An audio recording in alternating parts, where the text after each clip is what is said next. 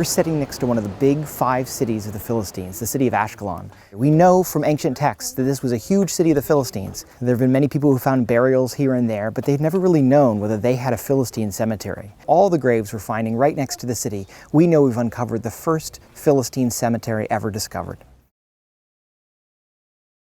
This cemetery is going to teach us a whole lot about the Philistines that we didn't know before. We've learned about their houses, and we've learned about what they ate, and we've learned about who they traded with. But now we're seeing the people themselves. We found beads before scattered in the street, or a lost earring here or there. But here we can see them being worn. We can see them on the body. We can see the beads in the order that they were strung originally on the bracelet.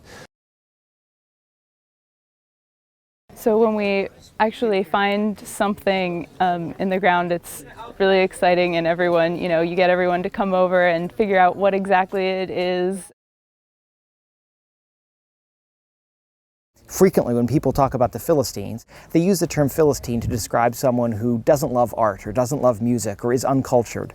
And what we're finding already is that this group of people was trading widely across the Mediterranean. They were up to date with the latest fashions. And we find buried next to many of these individuals small little perfumes imported from far away that show their sophistication and taste even in death. We need to know things like what is found in association with these individuals. We're always looking for patterns. Are we seeing men with their hands in one position and women with their hands in another position? We're seeing people who had broken legs that have healed. We're seeing people who, as they went through life and they ate the sandy food around here, ended up with horrible tooth pain. And we're going to be able to understand the pain that they went through in their lives as well. And so everything from their joys to their pain we'll be able to see in their bones. And this is going to be a great leap forward in our understanding of this group, the Philistines. Over the years, we have noticed that Ashkelon is occupied after one culture after another for about 5,000 years. Every year we have a remarkable group of students and volunteers who come from all over the world in order to work with us here at Ashkelon. So as students come here, they find complex, rich, interesting archaeology, and this draws students back year after year from around the world who know that this is a place where they can be well trained in archaeology and where they can find fascinating things.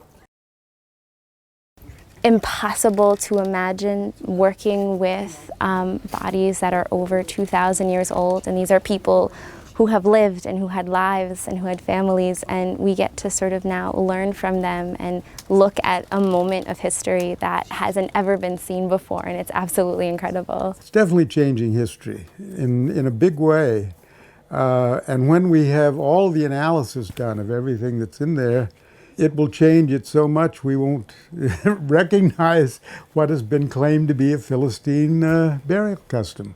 This is really the final step, the final great find of a very long excavation. And in many ways, it's the culmination of 30 years of work trying to find the Philistines.